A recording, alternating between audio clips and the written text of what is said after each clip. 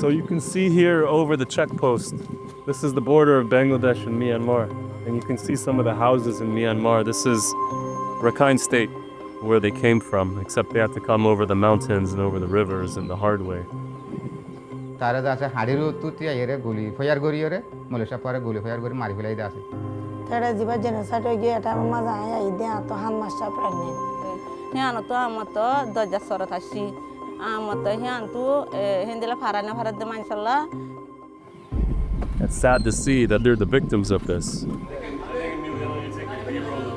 Every so often, a story comes along that unsettles you.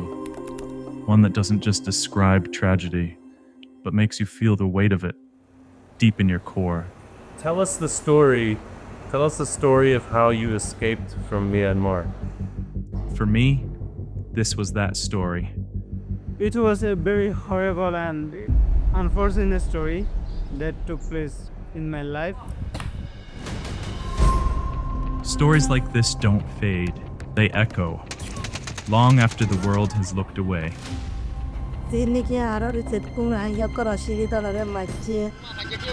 The world's fastest growing humanitarian crisis. Desperation measured in the tens of thousands. It's ethnic cleansing, says the UN. Ethnic cleansing. Ethnic cleansing. Textbook ethnic cleansing. 500,000 have now fled across the border into Bangladesh. For years, this ethnic minority has faced persecution, violence, and even genocide. The children are being killed, men are being shot down with guns. It's because you're Muslim. Yes. For generations, they were told they didn't belong, pushed from their homes, stripped of their rights, erased from their own country's history. The world has come to know them by one name. They call themselves the Rohingya. For weeks, I chased whispers, searching for proof. It's easy to get From Mandalay's Ubain Bridge to Inlay Lake. Okay, so what's going on? You can see back here. From temple districts like Maruk Temple and Shwe Baho and Bawdhikone. But no one wanted to be the first to speak. The political situation or the way things are here. In a place where being overheard can make you disappear, Do you think maybe they are hurting some people? keeping quiet has helped people stay safe. At the end of the day, if you don't find some kind of common ground, they will shut off. They will shut you down. A lot of times, even if they like you, they will shut you down because they are so afraid. They're so fearful to talk that they won't touch you with a 10-foot pole. They will smile with you, and as soon as the camera goes on, it's gone. So I followed the trail across the border into Bangladesh, where I met a man named Mohammed who agreed to speak under the cover of darkness. They attacked by their military. They took everybody to their ground and they beat like crazy and killed 3. Any family of yours killed? The rumors finally had a witness and a name, and I was about to learn Number 2, you need the audio, the mic. Recording. why people were so afraid to talk. I'd like to report a missing person.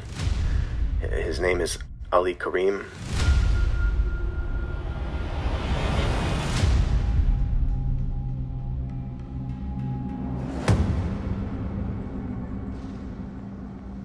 Months later, that's my chef. as I prepared to delve into the depths of another corrupt regime, fate intervened. The day of my departure to North Korea, international headlines confirmed what had been whispers for months: genocide. Entire Rohingya villages emptied overnight. In 25 August, in the midnight, the military started burning our villages and the other villages near of us. Jolly তোলনার পরে পয়লা হতো একটা ঠানা আসিল আতা ফিসু তো পরে হতে ঠানা হঞ্জ তুলি ফেলাই আর গর গান আসিলে বানা সেরে উঠে আসিলাম আর In just weeks, more than 700,000 Rohingya crossed into Bangladesh. It became the fastest, largest exodus in the region's history. Violence so brutal, the world could no longer look away. Arab Bekongungi, Sharo Tintabaze, Arab Fudagutti, Arab Dundagutti. Ashidi Duguri Menaguri Kada Horolina Harara. एखादा निजला लायना हारी फंदला लायना हारी ओगो निजरबो आरारे military गरी रे गजे जुलुम गजे मारादारा गजे हिनर अशांति सोने वाली आरादाशी They are responsible. The Myanmar military are responsible for the genocide of the Rohingya people more than 5 decades. What we are suffering today is just the product of military racism. I am persecuted here, I am disenfranchised here because for generations I am born and brought up here. For Chow Min, it isn't just about religion. It's about the eradication of Rohingya history, culture, and identity. I just want to have the same harmonious life in Myanmar that we enjoyed in post-independence periods, where there will be security, freedom, dignity, justice, and harmony. I just want the life that we enjoyed before. For centuries, the Rohingya lived in western Myanmar, the old Arakan kingdom, but the state refused to recognize them. In Arakan, we were the only inherent to Arakan. Arakan was our inherent land. Rohingya Muslims have been staying since long hundreds years ago, 1,000 years ago. I grew up there. My parents and my grandfather, my forefather, everyone, maybe 200, 300 earlier they had been living there. When they apply a citizenship law in 1982, then gradually they started this violence. We were determined to be their enemy just because we were Muslim. In 1982, Myanmar's military junta passed a new citizenship law, which required proof of ancestry before 1823, records most Rohingya could never produce, reclassifying them as foreigners overnight. People were prevented from marriage, prevented from freedom of religion. Movement is forbidden. We are not entitled to be the citizen of the country. In an effort to push back, a Rohingya political party was formed and against all odds won 4 seats in parliament, though that victory was short-lived. Finally in 1990, there was an election. I got elected in that election, but that election was neither confirmed, acknowledged by the military government. Instead of being sworn in, Chow Min and his family were sentenced to 47 years in prison, a term later reduced to 7 under political amnesty. But the message was clear: Rohingya voices had no place in Myanmar's halls of power. This exclusion unfolded alongside a wider military crackdown. Democracy protests were crushed in 1988, the mass Rohingya exodus in the early 1990s, and eventually a constitution designed to protect military power. Then came Aung San Suu Kyi, the daughter of Burma's independence hero. After years under house arrest, she was freed in 2010, hailed worldwide as a symbol of hope. But her relationship with the military ran deep. Her father built it, and his assassination, blamed on a Rohingya man, left wounds she never confronted. She entered politics under the military's rule and avoided the word Rohingya, opting instead for Bengali or minority to remain in step with the generals. They label us to illegal immigrants from Myanmar. We are the not Bengali. In 2012, Barack Obama became the first US president to visit Myanmar, praising reform. Yet, from podiums in Yangon, both leaders avoided the term Rohingya to prevent military backlash. Ethnic conflicts between different ethnic groups, ethnic minorities, different religious groups, the Muslim populations in Rakhine State.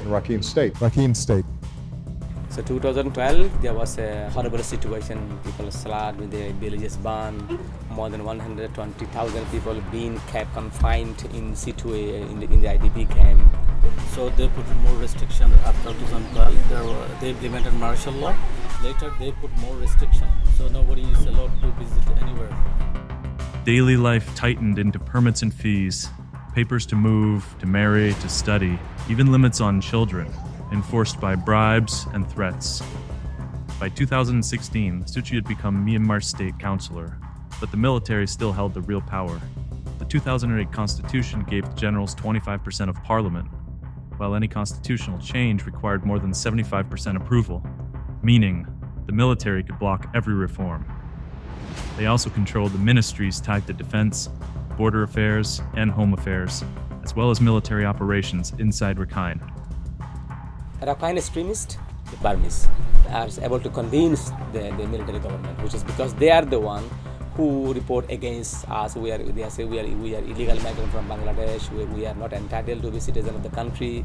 There are officially 135 ethnic groups in our country. That word, officially, said everything, because by official count, the Rohingya are not on that list. Haunted by these stories, I returned to Myanmar to understand who was driving the hate. So we're actually headed to one of the temples to try to find a Buddhist monk to interview about the situation. Beyond the military, extremist monks had helped frame the Rohingyas as a threat to Buddhism, but not every monk accepted that message. In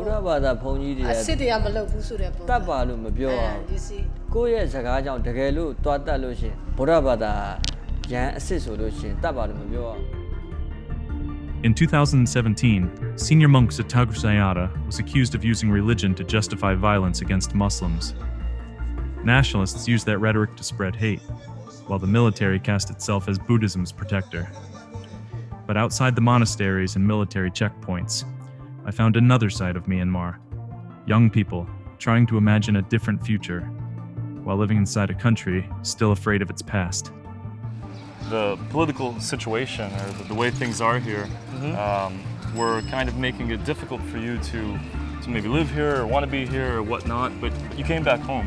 Yeah, it's feel me comfortable things, Myanmar is getting clean and, government scholarship opportunity, that kind of thing also opening. For the Ren, a college student in the Yangon, Myanmar seemed to be opening, slowly, unevenly, but enough to believe change was possible. So there are growing opportunities, the country's actually improving and changing, in your opinion? Not too much, since this Myanmar is getting a problem with human rights, especially this northern Rakhine State. Okay. No opportunity, that's just block the opportunity to go, to grow Myanmar than this situation. Even from the Yangon, Rakhine was impossible to ignore. The violence there was not only a human rights crisis, there was a wound holding the entire country back. What is your opinion about what's going on up there? Because you're actually Buddhist, right? You're not like Muslim or whatnot, right? I'm actually Buddhist, and I am not a religious extremist person. Okay. I sometimes I even feel shame, to say myself Buddhist, because in the internet, in the website, especially in Facebook, they post very bad words, Right. So I don't like that kind of stuff. That shame said something. Beneath the official narrative, there were people who knew the hate was wrong, even if saying so out loud carried its own risk. Military power, nationalist politics, and religious extremism were now feeding the same story, but no one was talking about it. So I packed my bag and headed for where the crisis began, Rakhine State. From Yangon, I flew to Rakhine State, the heart of the crisis.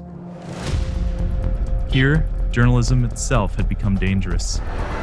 There's no media that covering this issue. We reporting what is really happening in the ground. Sometimes military notice what we are doing there, and they arrest me and one of my colleagues. In Myanmar, pursuing truth can cost everything. Reuters journalists Shwe Baho and Bawdhikone were convicted under the Official Secret Act after uncovering a massacre. Police had ordered villagers to help kill, dismember, and bury 10 Rohingya, 8 men and 2 teenage boys. They spent 511 days in prison before release. At their 2018 trial, police officer Mo Young Nen testified that his superiors prayed to documents on them in order to entrap them, calling the whole thing an arranged setup.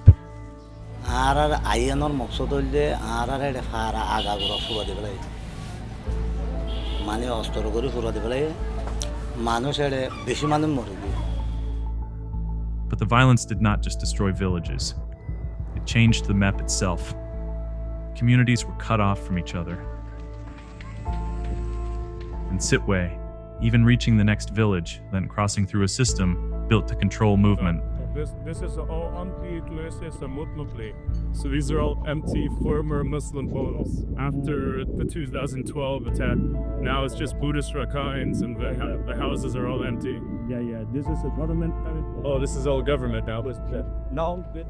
To continue, I depended on my motorcycle driver, a Rakhine Buddhist local who agreed to help me reach Rohingya settlements, despite the danger to himself. 2005 violence break the area. Too many checkpoints still there. We get extra military checkpoint, police checkpoint. Nobody can go. So we understand. Yeah. Despite the risks, I continued my investigation using restricted roads to reach the next village. This road is not legal. Okay. We are in the military zone right now. Both left and right is military area. North Rakhine, north at Sitwe right now. After a short while, I'm passed off to a van. See, bro. Where I meet my translator. How's it going? Who will take me the next leg of the journey to Wamanche village. For outsiders, reaching it is forbidden. A local man begins by describing the violence that erupted in his village in 2012. He was forced to shelter in place for 3 months until the violence subdued. Ever since, movements required permits, costing about $18, unaffordable for most families. Many never leave at all. Why do the people of Myanmar, the Burmese, why do they hate the Rohingyas? We are Muslim. That's a big crime for us. That's it. That's the reason. Yes. Just because you're Muslim. Yes.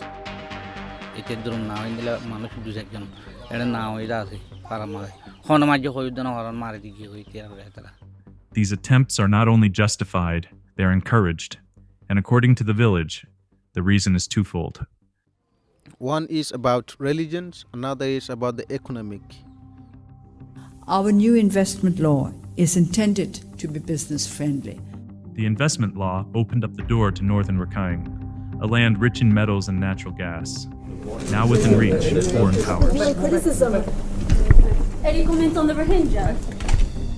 In Maungdaw Beach, their government found titanium, uranium. That area was leased to China, so they want to cleanse that area to give to the Chinese. This road was built by China to help improve economic trade in the region as part of their One Belt, One Road policy, because China's trying to spread their dominion over different regions in the world, including Southeast Asia and Myanmar.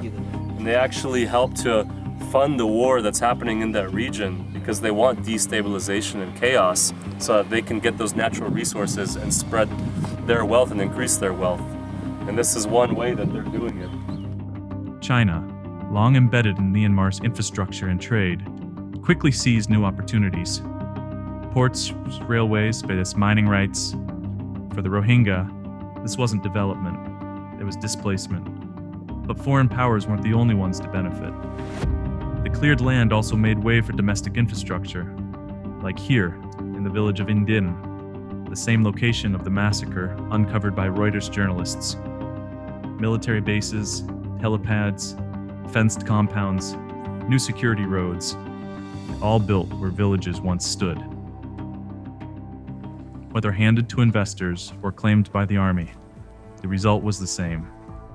Entire communities erased. The next day, with military patrols increasing across northern Rakhine, we abandon the road and continue north on foot. And then by river crossing. All right, time to get on the boat. From there, we push deeper to Tendoli village.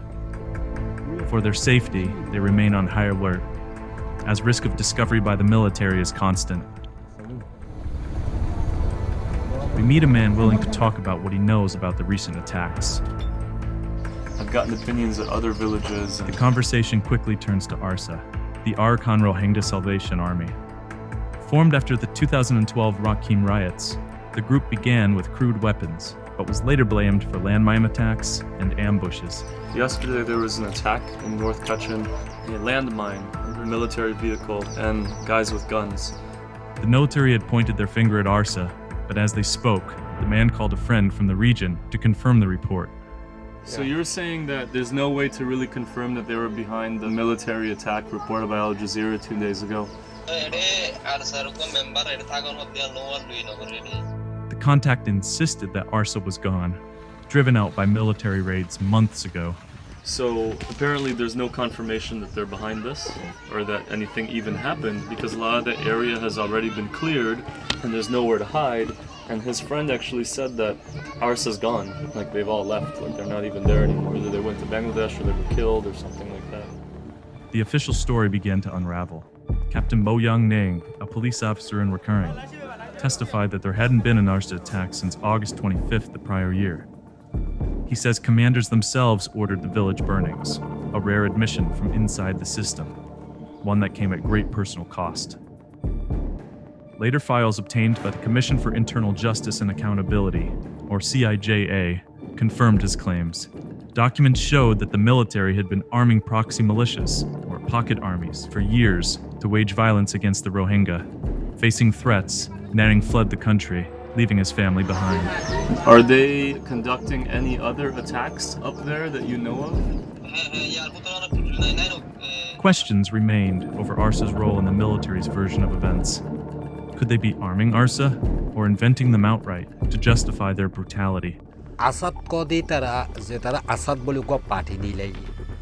Across Rohingya communities, most rejected ARSA's violence, distancing themselves from its name and methods. Yet local accounts suggest false flag operations. Soldiers disguise themselves as Muslims to imitate ARSA, ignite sectarian violence, and justify the crackdowns. CIJA's leaked files revealed a similar playbook: covert operations, fake militias, and manufactured enemies.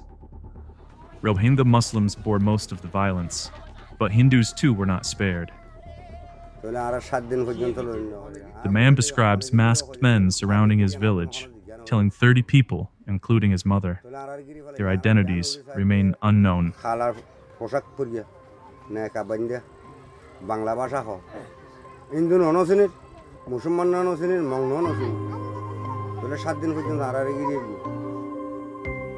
Before leaving Tindoli village, my attention turned to Rohingya women, voices often overlooked, yet central to the story of suffering.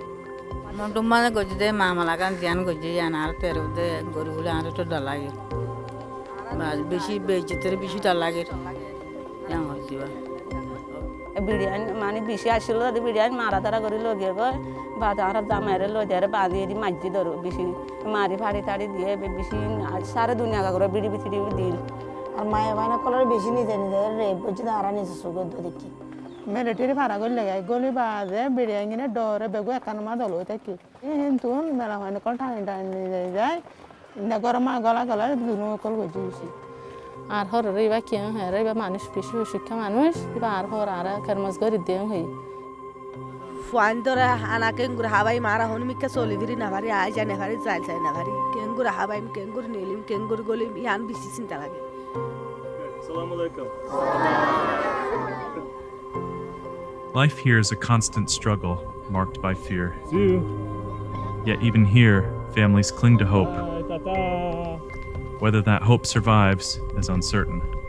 The fragility of that future lingers as the journey moves on. Time to go, huh?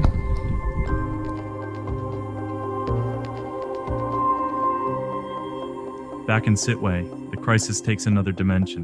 The perception of the Rohingya among local Buddhists. So this school is run by the monastery? One monk offers a starkly different view on the situation. We don't keep other people in Myanmar, in Maungdaw or Buddhism, in the violence. We are killed by them, by these Muslim people, Muslim terrorists. Do you think that it's a violent religion, or do you think it's just some people are violent? No, it is not. That's not concerned with the religions. In Muslim community, there are so many terrorists. His words echoed state propaganda, recasting a people as invaders rather than neighbors. By painting the Rohingya as a threat, the military secured support for its campaigns and masked its own actions. What is the solution? What's the Solution, I think they have to live in our state peacefully. Thank you so much. Thank you so Appreciate much. it. Thank you for your time. The monks' answers reflected a common sentiment, but for the Rohingya, leaving was not a choice. It was survival. In a matter of months, over 700,000 fled Myanmar. Bangladesh, already crowded with 160 million people, became their only refuge. Cox's Bazar swelled to nearly 1 million Rohingya. Overcrowded, under-resourced, yet still a sanctuary. So I went to the airport, finally leaving Myanmar for a month. Kind of got the footage I wanted. After a full day of flights, the journey reached its next destination.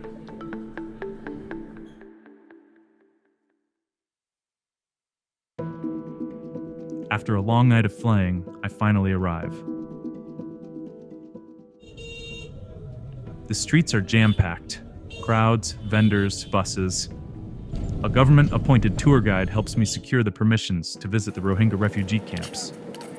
So we're going in, we have the permission, just talk to them, we just gotta wait for a signature.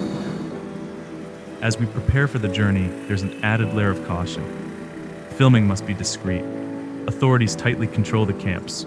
Foreign journalists draw scrutiny, and access is never guaranteed. Hello. Hello. Assalamu alaikum. How are you? I'm Ali Kareem. I'm a doctor from the United States. I'm doing some research on the public health in the camp, and they said I can come visit. Ah, okay. No doctors, no nobody? No. Zero people. The first door closed quickly. I wasn't allowed inside the medical tent, but the need was impossible to miss. So I kept moving deeper into the camp, looking for another place where people were getting help. Inside, the contrast is immediate. Conditions here are dire. Overcrowded, short on everything, washing in muddy water that too often gets them sick. On the ridge, the camp stretches to the horizon, a city of tents held together by tarps, bamboo, and the rainy season. We're signing in to go into the Red Cross. Let's see, so like little traumas and whatnot. Clinics work past capacity.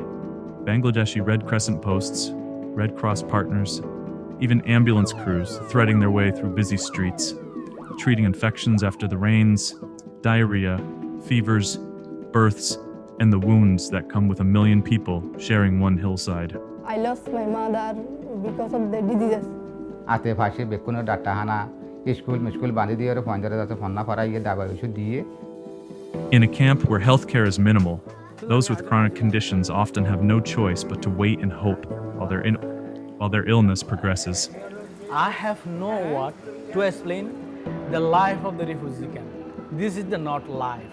You can say this is the place where no future, where no safety, where no livelihood. You know there is no hope, there is nothing. But health here is only part of survival.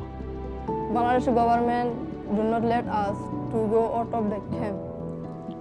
If someone leaves the camp boundary, military patrols have been known to send dogs after them as a warning to stay close to the camp. Thank you for having me. I'm Ali. खैमत जिंदगी होले ता आरा तो हम बेसी परेशान आरे array हम तो दे जाले पाँच जाना तो करे तो नाक बेहा करे लाई तो गया मारी रे होना से बर्तमाने परिवार. How are you? Yeah, in general life, it is, I would say it is too difficult. The food is very limited. Here we are living in a very densely populated area. It's very a small space where all the population has to live together. There's a lot of people here. There's a lot going on. It's very busy. It's very high in density. Border closures slowed entries, but crossings still continue. By river, mountainous terrain, and even illegal caravans, putting their own lives and their children's lives at risk to escape the genocide of their people. This is a view of literally the whole camp. 360 degrees in every direction. And that's Myanmar over there. That's where the Rohingyas came from initially. And you can see how vast this is, largest refugee camp in the world. It's astronomical in its proportions and incredible that people can live here and that the resources come in every day from all these NGOs that are helping them. It's not enough, but they're making the most of the life that they have here. These are some of the kids in camp. They're hanging out, playing games. It's Eid today, so these kids are all off right now. Even here, ritual becomes resilience. The Rohingya are selling their wares at the market that they've developed here. This is what's this? Food, home goods, kitchen goods. They're selling everything here. So they can live here and make the most of the situation. He is selling this and earning a small amount of money to sell to his family. How much does he earn in like one day? 200 taka in one day? Yeah, 200 maximum. Okay, is that enough to feed his family? So it's not enough? Not enough. Okay.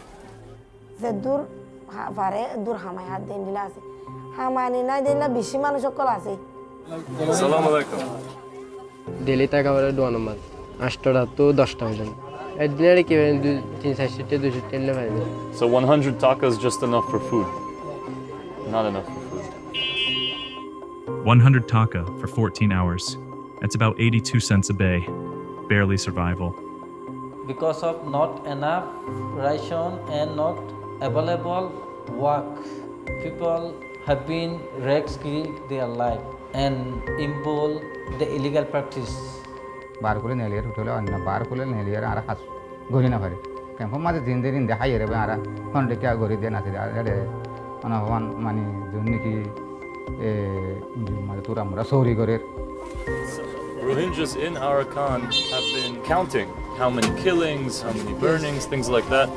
This is a text that you got from Myanmar, and it says, raped Rohingya woman was 1,834, killed and slaughtered Rohingyas, 10,566, houses burnt down to ashes, 75,584, burnt alive people, 7,250, arbitrarily arrested people, 2,152, mass graves of Rohingyas, 86, injured people from armies plus BGP, which is Border Guard Police, 960, burnt down to ashes mosques, 906, and burnt down to ashes Arabic schools, 951.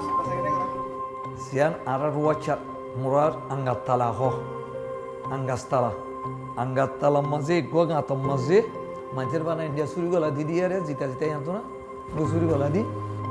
I witnessed so many people were beaten by the military and killed them. Young baby are throwing in the fire, the military. We experience our death in Myanmar, but we cannot expect from Bangladesh all the things because it's not our country. These houses don't look like they're stable. Yeah, really. You know, like if there's going to be mudslides. And they are granting some education to the children, but unfortunately it's not infrastructure. Ada bai usut Allah yoda ase ara to kono hosto ediki dur phoje ara usut milai na pare. তে এখন শিক্ষক মানুষ তো কামত যদি ফুরা যাবে তো কিলে সামনে তিন দুনিয়ার মোকাবেলা বালাতে পুরা হাতাবাত্রা বোঝা দিবেলা আছে মানুষই নারা তো হন্ত ভাই. As we prepare to leave, my translator's phone vibrates.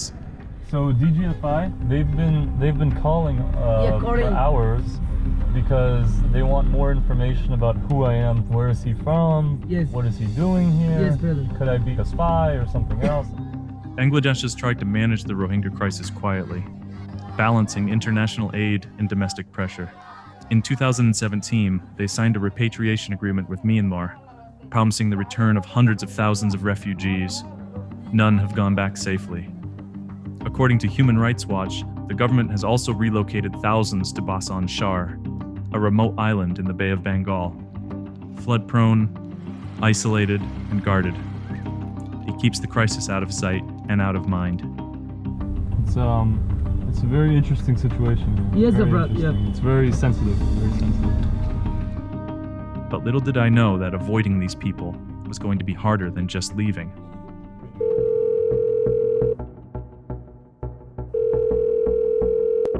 U.S. Department of State Operations Center. Yes, I'd like to report a missing person. His name is Ali Karim. He is a U.S. citizen. He is in Bangladesh right now. Understood. I'm escalating this to the U.S. Embassy in Dhaka right now. Okay, if you hear from him, let us know immediately.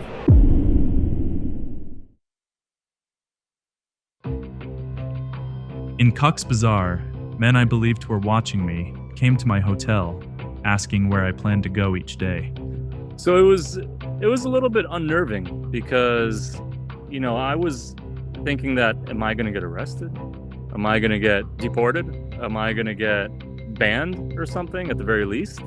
So I was very worried. I was worried for myself. I was worried for the show and the filming and everything I was trying to get.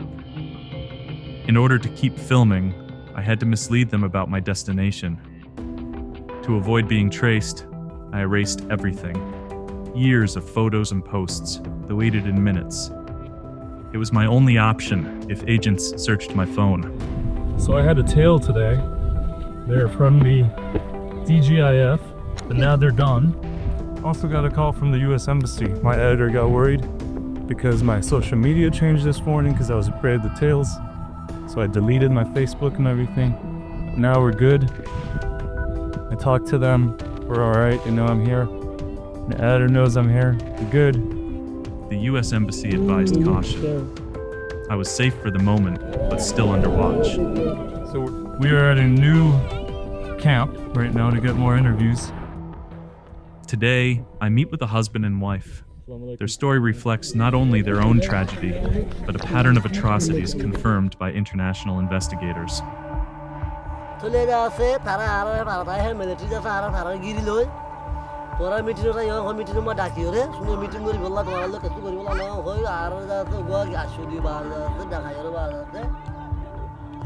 Villagers were called to an unusual meeting by the Myanmar military. But as we've learned from documented accounts, these gatherings often concealed darker motives.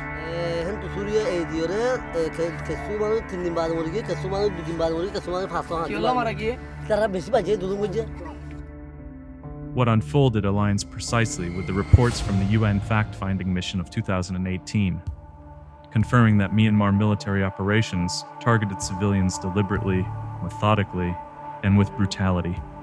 But as the couple painfully recounted, those who couldn't flee, the pregnant women, the elderly, the children, faced unimaginable violence.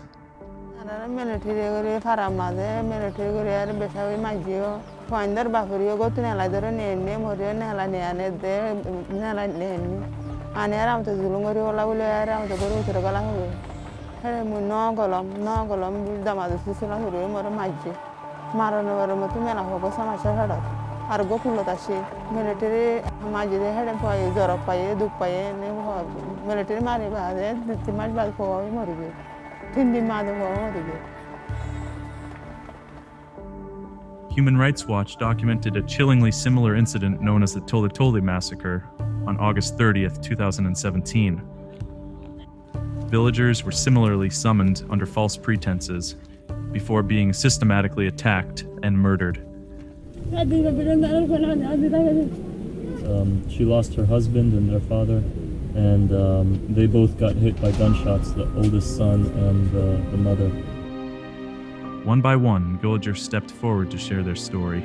Were these hurt? Was there any pain? A burn victim who had rushed into his burning house, desperately trying to save his son after the military had set fire to their home. Tragically, his son did not survive. Okay. And what's this? A gunshot victim who tried desperately to intervene when the military started rounding up women. A woman whose baby was burned alive. One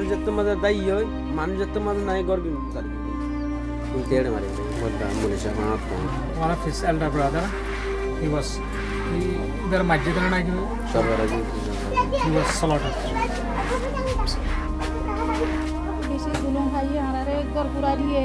আর বেড়া মারি ফেলাইয়ে আর bore মারি ফেলাইয়ে আর পোয়া মারি ফেলাইয়ে আর 5 জনের অতি গজে rake গজে 5 জনে তো বেশি যাই জুলুম খাই যাই জুলুম করে বাসা মরে গিয়ে তার বাসাতে আন্না ভারিয়ার বাসাকে গুলি থেকে দিয়ে রে বাম্মা মিলিটারি দাইয়ে. when I heard these stories from the Rohingya, I mean, how do you react to that? Like, I don't even know. I don't know how to feel. I felt numb. I felt like, how could a human being do that? Satellite images confirm that at least 354 Rohingya villages were partially or completely destroyed. Beyond the physical destruction, there's a profound loss of identity. For decades, the Rohingya had been systematically stripped of their citizenship rights. The introduction of national verification cards, NVCs, which labeled Rohingya as foreigners, exemplifies this marginalization. Myanmar military cannot give opportunity. They don't respect They this don't card. respect this card. But Myanmar government distribution this card, give this card. And then the card give, and here is no any Rohingya name in here. For years, the Rohingya had steadily been pushed to the margins. Rights narrowed, movement controlled, culture thinned. Identity was taken first on paper. Languages dropped from classrooms, names altered on documents, citizenship questioned, and daily life reduced to permits to travel, to marry, to study. That slow dismantling made the later violence possible. Community elders traced their roots through centuries of contact through the Bay of Bengal. Teachers, traders, soldiers, and officials who settled in Rakhine State and stayed. You can still hear that past in language and record. Persian terms and speech, and periods when Farsi appeared in court and on coin. Mim traced the history back centuries to a time when Rakhine was not isolated from the Muslim kingdoms to the west, but deeply connected to them. Early 15th century, Bengal was under the rules of Afghan kings. In his telling, Rakhine was then invaded by Burma. After losing the battle, Rakhine kings fled west and lived for years under the protection of Bengal's Afghan rulers. From that time, that Rakhine kingdom became under the influence of Bengal Afghan kings. When the Arakan king eventually returned to power, he came back changed, shaped by the courts, language, military, and Muslim administration he had encountered in exile. That influence became part of the Rakhine kingdom itself. He made some agreement with the king. Among them, one is to use Farsi as official language and to use Muslim officials and military in his administrations. From that time, there was a very extensive influence of Muslim Rakhine kings, Muslim titles. For Min, this was proof that the Rohingya history was not foreign to this land. It was tied to Rakhine, Bengal, Afghanistan, and the Muslim world. A history that lasted for centuries, even if today it's denied or erased. Everything stands under the Afghans and Muslim rulers system. Rakhine coins were minted with Farsi alphabet, Farsi characters. This influence of Muslim remained for so many centuries. And in living memory, that history is not abstract. It showed up in language, what people spoke, what they studied, and what older generations still remembered. When I was young, I read Farsi books in Maungdaw. Farsi Zuban, Shirin است. Lekin, highly dishorast. That's incredible, and it shows the connection between different places. Eto lara manche ehono ara manche besh manche ki jane Farsi jane kintu sorkare 82 doti forabon buridi de tolla Farsi before 82 he manushi ne begune 35%. Nice to meet you. So there's a lot of people in the Rohingya community that know how to speak some Farsi.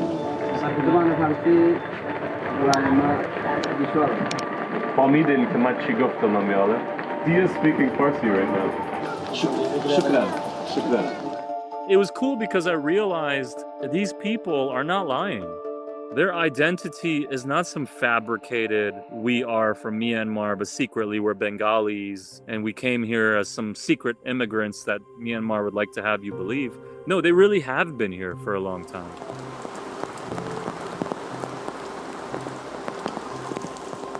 Across centuries of migration, rule, and record, identity was something that the Rohingya carried, and something authorities later tried to redefine. They say that they want citizenship. Yeah. We are trying to have the citizenship. They have to apply citizenship. When laws and paperwork stripped status, language and memory remained as evidence of belonging, until even those were pushed out of reach.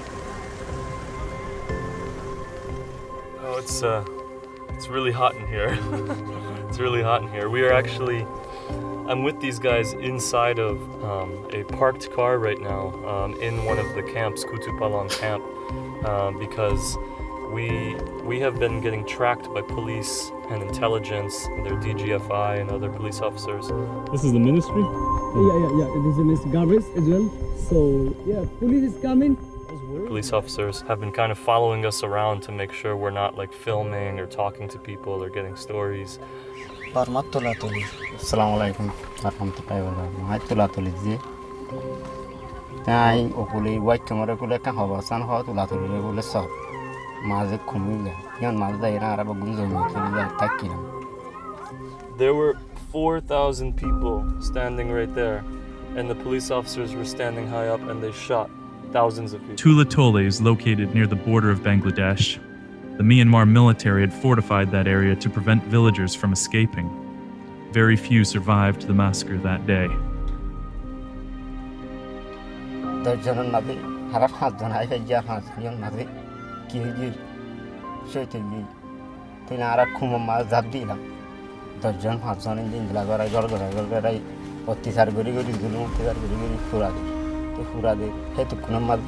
পুরা দিয়ে মানুষ আর কিছু আছে যে একটা হেলাকাটা সে লাল হেলাকাটা নাই ইয়রে মকরা পরিবার কিন্তু হবি মানুষ সেটা তেড়ে মারাজন আসুন বগুন ঠালাইয়ে গান খুঁজিলা মালাম।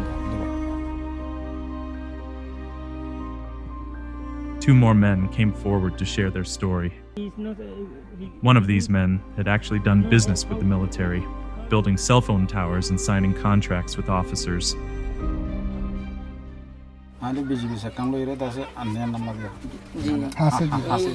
Oh, the border guard patrol. Yes, border guard police.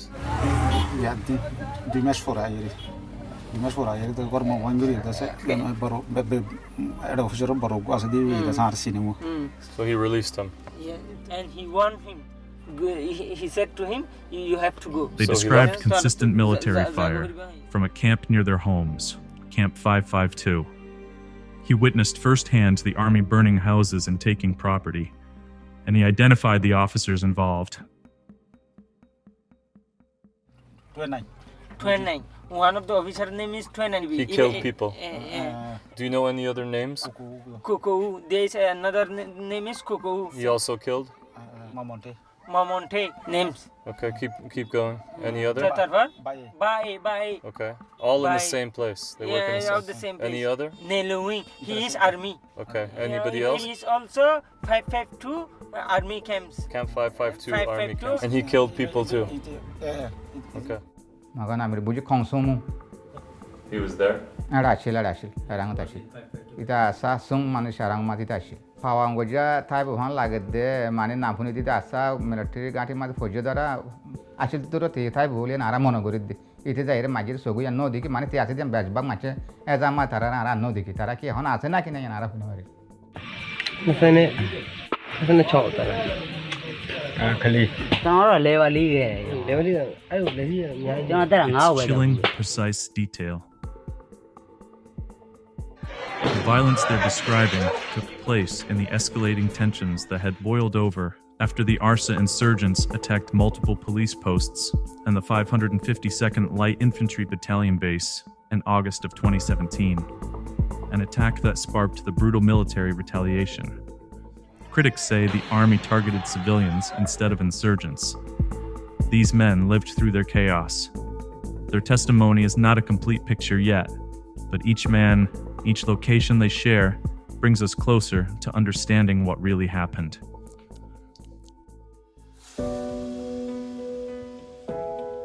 The stories we've heard, the faces we've seen, each represents a heartbreaking fragment of the Rohingya experience. From villages burned to the ground, families torn apart, to innocent lives lost in unspeakable brutality. The Rohingya have endured relentless suffering. Hello. But their story isn't only about tragedy. Really nice. It's about resilience in the face of an overwhelming cruelty. Assalamualaikum. It's about survival, dignity, and hope. Hope that somehow persists amidst the darkest circumstances. Throughout history, the Rohingya people have faced persecution, statelessness, and attempts to wipe out their entire existence. Yet even now, stranded in crowded refugee camps far from home, they continue to fight for their identity, their rights, and their humanity. Their plight challenges the world to confront uncomfortable truths, to acknowledge complicity in silence, and most importantly, to act. I am learning as I go in all of these countries and attaching it emotionally to the people like the Rohingya that I'm witnessing, going through this suffering, going through this pain, telling me their story with the hope that one day I will bring them justice and tell the world so the world can see and the world can recognize that they are human, that they are a person just like them. The Rohingya deserve more than sympathy. They deserve justice, recognition, and the simple right to live free from fear. Because we love our country, we love our land, we love our people, we love our school, we love the property in our livelihood. We miss them a lot of. In here, nothing we have, nothing. Just we have the life, we have the body, we have the clothes, nothing more. All are things behind in our country, in our land, in our land. We miss always them. We want to return to there. It's our love, it's our heart. Everything is our land, Arakan. As we leave these camps, the echoes of their voices remain. But their story did not end here. Years later, Myanmar would be thrown into another chapter of violence.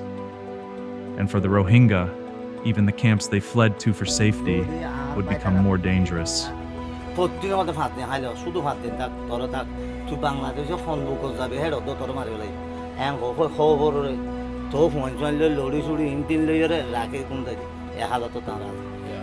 Refugees described armed groups operating inside the camps, threatening people who spoke out, and making families afraid even inside their own shelters.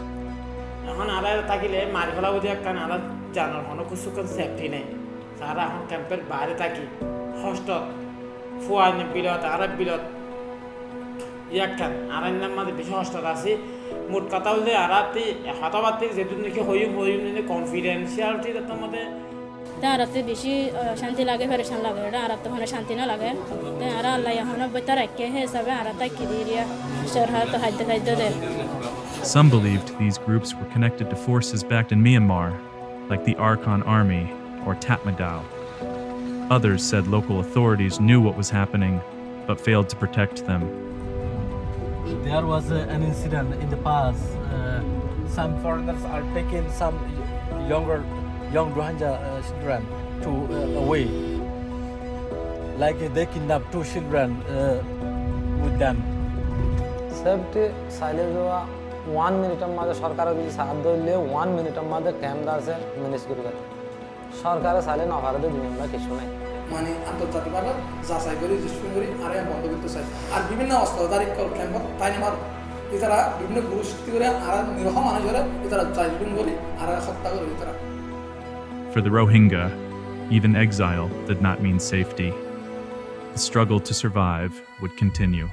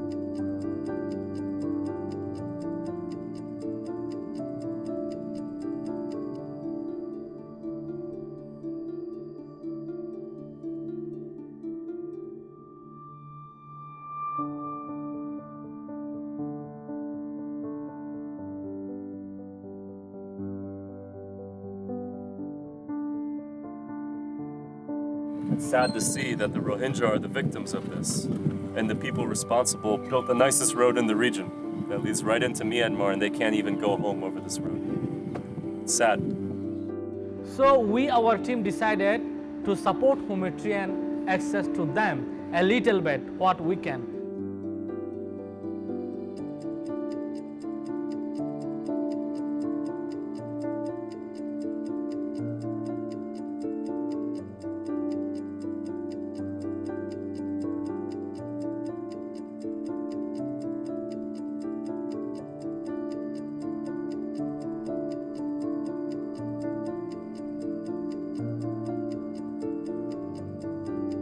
We did not bring this case lightly.